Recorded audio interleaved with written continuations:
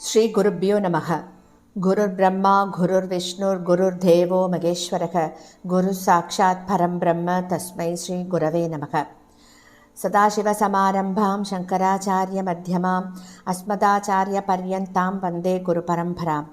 குரவே சர்வலோகானாம் விஷஜே பவரோகிணாம் நிதயே சர்வவித்யானாம் தட்சிணாமூர்த்தயே நமக. ஸ்ருதிஸ்மிருதிபுராணானாம் ஆலயம் கருணாலயம் நமாமி பகவத்பாதம் சங்கரம் லோகசங்கரம். சதாத்மத்யானநிரதம் விஷயேபிய பராங்முகம் நௌமி சாஸ்திரேஷு நிஷ்ணாதம் சந்திரசேகர பாரதீம். விவேகினம் மகாபிரக்யம் தைரியௌதாரிய க்ஷமாநிதிம் சதா அபிநவபூர்வம் தம் வித்யாதீர்த்தகுரும் பஜே. பாரதி கருணாபாத்திரம் பாரதி பதபூஷணம் பாரதி பதபாரூடம் பாரதி தீர்த்தமாஸ்ரயே. வித்யா வினய சம்பன்னம் வேதராகம் விவேகினம் வந்தே வேதாந்த தத்வக்யம் விதுஷேகர பாரதீம். அனைத்து பெரியோர்களுக்கும் நீலாயுதாட்சி குமாரின் நமஸ்காரங்கள். பிரதி குருவாரம் நம்ம சிங்கேரியில் சங்கரை பத்தி கேட்டு இருக்கோம். குருநாதரோட பேரருள்ள இந்த காவியத்தின் நூலாசிரியர் திரு கே நாராயணசுவாமி அவர்கள் இவர் எழுதிய புத்தகத்தின் ஒவ்வொரு வரிகளையும் நாம் அனுபவிச்சு கேட்டு இருக்கோம். பிரதி குருவாரத்திலையும் போன வாரத்தின் தொடர்ச்சியை தான் தொடர்ந்து கேட்கப் போகிறோம். 85வது வாரமாக சிங்கேரியை விட்டு கிளம்புற நேரம் வந்துடுத்தோ அரிகரராஜனுக்கு. சிங்கேரியில மட வளாகத்திலேயே ஒரு பர்ண குட்டீரத்துல இரவை கழிக்கிறான் அரிகரராஜன். இரவை கழித்த அரிகரராஜன் விடியறதுக்கு முன்னாடியே விஷுண்டான். இருள் பிரிந்து லேசா கீழ்வானத்துல அருணன் உதித்து எழும் வேளையது. பிரம்மச்சாரி சிறுவர்கள் பிராத்த ஸ்நானம் செஞ்சுட்டோ நதிக்கரையில கிழக்க நோக்கி நின்று கொண்டு காயத்ரி ஜபம் செய்வத அவனால காண முடியறது. நதிக்கரையில சில சன்னியாசிகள் காஷாய வஸ்திரத்தை இடுப்புல உடுத்திண்டோ ஸ்நானம் செஞ்சு கொண்டிருப்பதையும் அந்த அரை வெளிச்சத்துல அவனால பார்க்க முடியறது. அவன் நினைச்சுக்கிறான் தன் மனசுல, ஆஹா, இந்த சன்னிவேஷத்தை விட்டு இன்னைக்கு புறப்படணுமே. மறுபடியும் எப்போ இங்க வருவோம், எப்போது இந்த சாந்தி நிலவும் இடத்துல இன்னும் ஓர் இரவையாது கழிப்போம் அப்படின்னு நினைக்கிறான். அப்படி நினைச்சுண்டே நதியில ஸ்நானத்துக்காக இறங்குறான் அரிகரராஜன். மெய்க்காவலர்கள்லாம் யாருமே இல்ல பக்கத்துல. 4 சகோதரர்கள்ல 3 பேர் இதற்குள் காத வழியாவது பிரயாணம் செஞ்சிருப்பா. புக்கராயன் மட்டும் தன்னுடன் பிரயாணம் செய்வதற்காக பின்தங்கி இருக்கான். அவனும் அநேகமா ஸ்ரீ வித்யாதீத்தரோட சமாதி எதிரில இந்த நேரம் அமர்ந்துருப்பான். ஸ்நானம் முடிஞ்சு ஜபாதி அனுஷ்டானங்களை எல்லாம் சங்கிரகமாக முடிச்சுண்டு மேட்டின் மேல் ஏறுகையில் ஒரு பிரம்மச்சாரி இளைஞன் வேகமா வந்து அரிகரராஜனை நோக்கி கை கொப்பி வணக்கம் தெரிவிக்கிறான். தெரிவிச்சுட்டு அவன் சொல்றான், மகாராஜா, குருநாதர் எனக்கு இட்ட ஆக்கியை அனுசரித்து நான் இங்க வந்திருக்கேன். அவர் தம்முடைய குடிலில் ஸ்ரீ சந்திரமௌலீஸ்வரருக்கு பூஜை செய்ய தொடங்க அமர்ந்திருக்கார். இந்த விஷயத்தை தெரிவிச்சுவிட்டு உங்களை அழைச்சுண்டு வரும்படியும் உத்தரவு போட்டிருக்கார் அப்படின்னு பவ்யமா தெரிவிக்கிறான் அந்த இளைஞன். அடுத்த சில நிமிடங்கள்ல அரிகரராஜன் ஸ்ரீ பாரதி தீர்த்தரின் சன்னதியை அடைச்சுட்டான். மடியான வஸ்திரங்கள், ருத்ராட்ச மாலை, உடம்பெல்லாம் பஸ்மதாரணம்.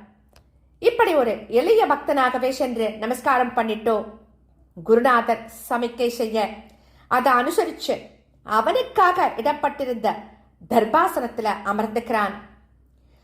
அவன் அமர்ந்துண்ட உடனேயே குருநாதர் ரத்னகர்ப்ப கணபதிக்கு பூஜை செய்ய ஆரம்பிக்கிறார். ஸ்ரீ கணபதிக்கு பூஜை செய்து முடித்தவுடன் ஸ்ரீ சந்திரமௌலீஸ்வரருக்கு பூஜை ஆரம்பிக்கிறது. ஸ்ரீ ருத்ர நமக சமகாதிகளோட பாராயணம் நடக்க அபிஷேகம் அர்ச்சனை எல்லாம் செய்யப்பட்டு தர போட்டு நைவேத்தியமும் ஆச்சு. மங்கள ஆரத்தி ஆனதும் அதுவரை ருத்ர பாராயணம் செஞ்சு கொண்டிருந்த வேத மந்திரங்களை அதற்கென்று ஏற்பட்டபடி உரிய சமயத்துல சொல்லி பூஜை சம்பிரமமாக நடக்க உதவிய வைதிகர்களும் பிரம்மச்சாரிகளும் நமஸ்காரம் செஞ்சுட்டு வெளியே கிளம்புறா. ஸ்ரீ சந்திரமௌலீஸ்வரோட சன்னதியில ஸ்ரீ பாரதி தீர்த்த சுவாமிகளும் அரிகரராஜனும் மட்டுமே இருக்கா. ஸ்ரீ ஆச்சாரியர் உறக்க ஸ்தோத்திரங்களையெல்லாம் சொல்லிட்டோ பிரதட்சிணங்களையும் நமஸ்காரங்களையும் செஞ்சுட்டோ அந்த முதற்கால பூஜையை நிறைவேற்றார். இரு கைகளிலும் அர்ச்சனை செய்திருந்த புஷ்பங்களை எடுத்துண்டு எழுந்து ஹரிகரராஜன் அருகே வரார். அவருடைய முகத்துல நிலவிய அந்த சாந்தம் தெய்வீகமா காணப்படுறது அந்த சமயத்துல ஹரிகரராஜனுக்கு. ராஜன் மீண்டும் ஒரு முறை நமஸ்காரம் பண்ணிட்டோ எழுந்து நிற்கிறான். தாம் எடுத்து வந்திருந்த அந்த பிரசாத புஷ்பங்களை அவரோட கைகள்ல போடுறார் ஆச்சாரியர். தன் இரு உள்ளங்கைகளையும் சேர்த்து பிடித்து கொண்டிருந்த அரசன் அந்த புஷ்பங்களை அப்படியே கண்கள்ல ஒத்திக்கிறான். அப்போ ஆச்சாரியார் சொல்றா, ஹே ராஜனே, அப்படியே ஆசனத்தில் அமர்ந்து கொள்ளுவீர்களாக, சிறிது நேரம் தனிமையில் பேசுவோம் அப்படின்னு சொல்றார். அந்த சமயத்துல அதை கேட்டதும் ஹரிஹர மகாராஜனின் கண்களிலிருந்து கண்ணீர் வழிய தொடங்கிறது. ஹரிஹரரே, என்ன இது? முகத்தில் நேற்று காணப்பட்ட பொலிவு இன்றைக்கு காணப்படவில்லையே. தவிர கண்களிலிருந்து கண்ணீர் ஏன் இப்படி பெருகுகிறது? என்ன காரணம் இதற்கெல்லாம் அப்படின்னு கேட்கிறார். அரசனால் பேச முடியல, கொஞ்சம் சிரமப்படுறான். அப்ப சொல்றான் அவன், உடலில் சோர்வு எதுவும் இல்லை, மனதில் தான் சோர்வு அதிகமாக அழுத்திக் கொண்டிருக்கிறது அப்படின்னு சொல்றான். ஸ்ரீ ஆச்சாரியர் தன்னுடைய மேல் வஸ்திரத்தை தரையில போட்டுட்டு அதன் மேல அமர்ந்துக்கிறார். அரசரே, அமர்ந்து கொள்வீர்களாக. உங்கள் மனதில் சோர்வும் துயரமும் எக்காலத்திலும் ஏற்படக்கூடாது. அவை இப்போது ஏற்பட்டிருக்கிறது என்றால் அதை பற்றி நாம் நிச்சயமாக அறிந்து கொள்ள வேண்டும். இங்கு வேறு யாரும் இல்லை, நீங்கள் மனம் திறந்து பேசலாம் அப்படின்னு சொல்றார். ஹரிஹரன் கொஞ்சம் மௌனமாக இருக்கான். மௌனமா இருந்துட்டோ அப்புறமா பேச ஆரம்பிக்கிறான். ஆச்சாரிய தேவா, சிங்கேரிக்கு வரும்போது ஆவலுடனும் உற்சாகத்துடனும் வந்தேன். கடந்த 4 நாட்களாக தங்களுடைய அன்பை அபரிமிதமாக அனுபவித்தேன். தேகத்தையே மறந்தவனாக ஆகாய வழியில பறந்து கொண்டிருந்தேன். ஆனால் இன்று சிறகொடிந்த பறவை தரையில் விழுந்து தவிப்பது போன்ற நிலையில் இருக்கிறேன் அப்படின்னு சொல்றான். உடனே ஆச்சாரியர் சொல்றார், பெரிய சாம்ராஜ்யத்திற்கு சக்கரவர்த்தியாக இருந்து கொண்டிருக்கிறீர்கள். பல சிற்றரசர்கள் உங்களுடைய ஆணைகளை எதிர்பார்த்து காத்து கொண்டிருக்கிறார்கள். கிழக்கு சமுத்திரம் தொடங்கி மேற்கு சமுத்திரம் வரையிலும், வடக்கே துங்கபத்ரா கரையிலிருந்து காவிரி கரை வரையிலும் உங்கள் ஆதிக்கம்தான் நிலவுகிறது. நம்முடைய தேசமே உங்களுடைய தலைமையையே தன்னுடைய பெரும் பலமாக பெற்று எழுந்து நிற்க முயன்று கொண்டிருக்கிறது. அதெல்லாம் அப்படி இருக்க தாங்கள் இப்படி மனச்சோர்வு அடையலாமோ? எம் குரு ஸ்ரீ வித்யாதீர்த்த மகா சுவாமிகளின் ஆசி உங்களுக்கு எப்போதும் இருந்து கொண்டே இருக்கும், கவலை வேண்டாம் அப்படின்னு சொல்றார். ஹரிஹரராஜன் தன்னுடைய தலையை திருப்பி பர்ணசாலையின் அந்த திறந்த வாயில பார்க்கிறான். அதை கவனித்த ஸ்ரீ ஆச்சாரியர் தம் கைகளை தற்றார். கைகளை அவர் தட்டினதும் ஒரு இளம் பிரம்மச்சாரி வாசல்லிருந்து உள்ள வரார்.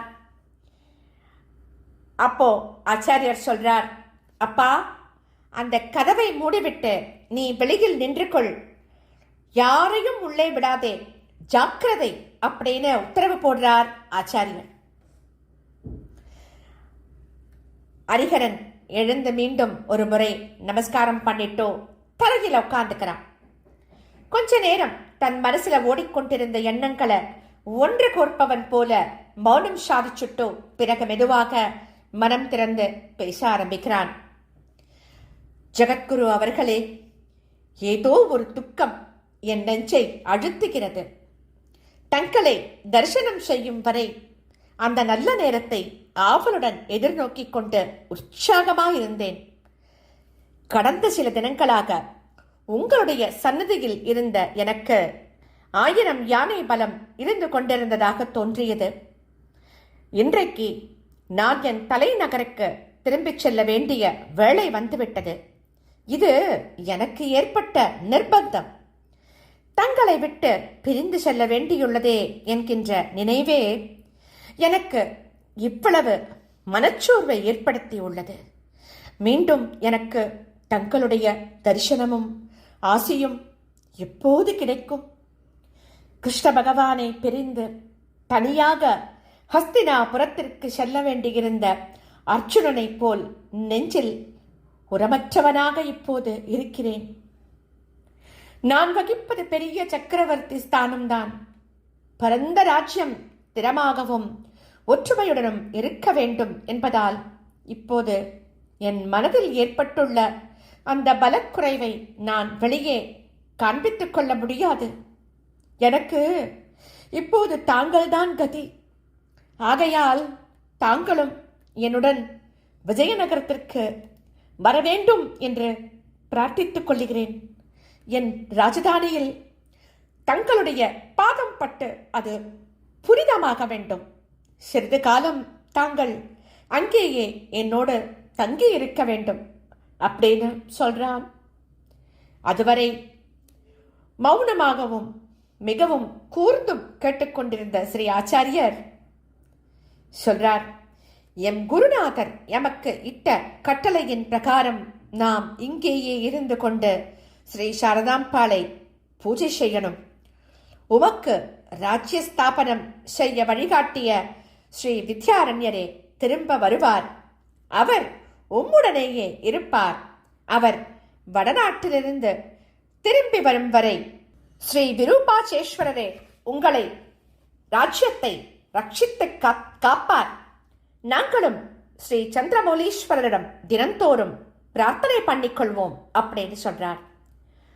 ஆச்சாரியாலின் அந்த அனுக்கிரக மொழிகளை மனசுல வாங்கி கொண்ட ஹரிஹரராஜன் கொஞ்ச நேரம் மௌனமா இருக்கான்.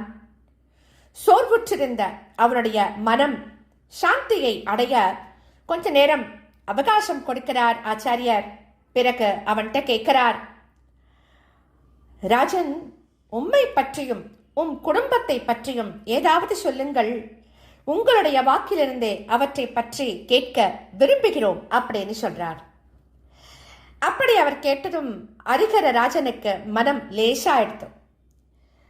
ஸ்ரீ ஆச்சாரியரிடம் தன் உள்ளத்தை திறந்து காண்பிக்க வாய்ப்பு ஏற்பட்டெடுத்தோன்னு நினைக்கிறார். ஆம் குருதேவரே, நானாகவே சொல்ல எண்ணி இருந்தேன். வேறு ஏதோ நினைவுகள் குறுக்கே வந்துடுத்தோ. நாங்கள் 5 சகோதரர்கள். நானும் என்னுடைய 2வது இளைய சகோதரனான புக்கராயனும் ஒன்றாக சேர்ந்து இருந்து கொண்டே வாழ்க்கையின் மேடு பள்ளங்களை கடந்து வந்திருக்கிறோம். என் மனதை அவனே அறிவான். எனக்கு அடுத்த இளையவனான கம்பண்ணராயன் ஒரு நல்ல போராளி, நல்ல படைத்தலைவன். மற்ற இருவரும் என்னை தாங்குபவர்களாகவே இருந்து வந்து கொண்டிருக்கிறார்கள். எனக்கு ஒரே ஒரு பெண் வாரிசுதான். ஹொய்சால பல்லால மன்னனின் சகோதரி மகனான பல்லப்ப தண்ட நாயகனுக்கு அவளை விவாகம் செய்து கொடுத்து, அதனால் எனக்கு பல்லாள மன்னனின் சம்பந்தம் ஏற்பட்டது. அதற்கு முன் நான் ஒருமுறை அவரிடம் போரிட்டு தோல்வியுற்றிருக்கிறேன்.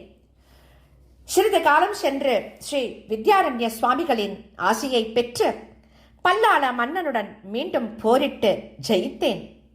நாங்கள் இருவரும் மட்டுமில்லாமல் மற்ற அரசர்களும் ஒற்றுமையுடன் இருந்திருந்தால் நமக்கு பொதுவான விரோதிகளாக தோன்றிய மிலேச்சர்களை எளிதாக விரட்டி இருக்கலாம். எங்களுக்குள் யார் பலவான் அப்படிங்கிற சண்டை மீண்டும் மீண்டும் நடந்ததால் நாங்கள் எல்லோரும் பலம் குன்றி பகைவர்களிடம் அடிமைகளானோம். இந்த சம்பந்தத்தால் அந்த பகை நீங்கியதுன்னு சொல்றான். இதற்கப்புறம் மன்னன் இன்னும் என்னெல்லாம் சொல்றார் ஆச்சாரியர்கிட்ட அப்படிங்கிறத அடுத்த வாரம் தொடர்ந்து கேட்கலாமா? ஸ்ரீ சத்குரோ பாக்கி, ஸ்ரீ சத்குரோ பாக்கி, ஸ்ரீ சத்குரோ பாக்கி.